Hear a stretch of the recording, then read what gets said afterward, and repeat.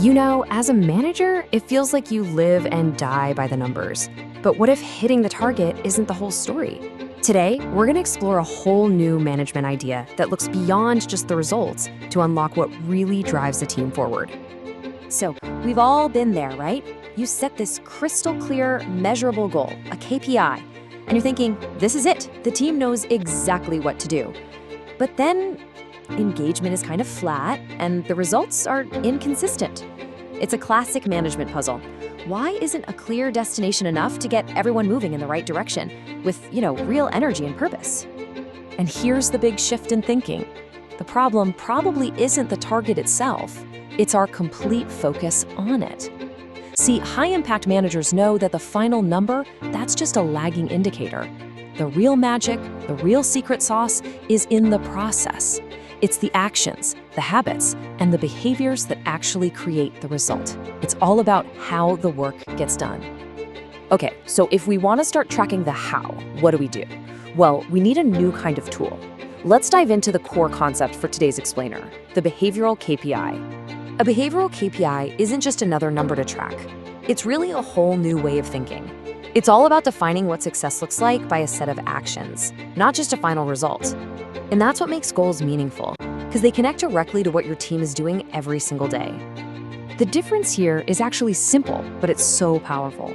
Traditional KPIs are pretty one-dimensional. They only see the what, that final result. So think of a sales goal like close $100,000 in new deals.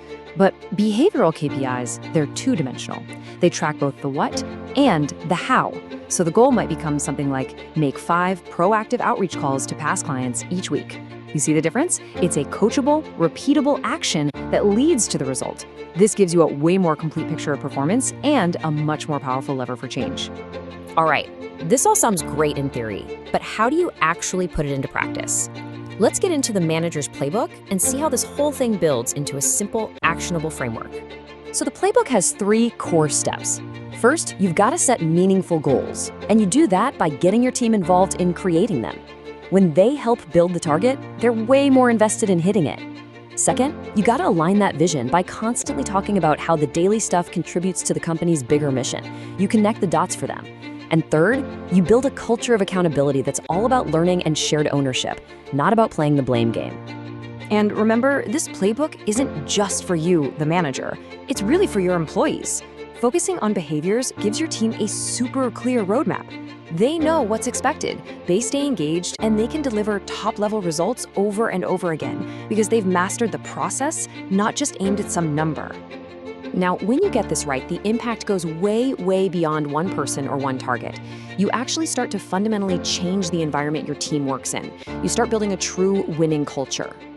And let me tell you, the payoff is huge. Motivation just skyrockets because people feel like their daily actions really matter. You can measure progress so much more effectively because you're tracking those small daily steps, not just waiting for the end of the quarter. And all this builds a high-performing, highly engaged workforce that honestly becomes your organization's greatest asset.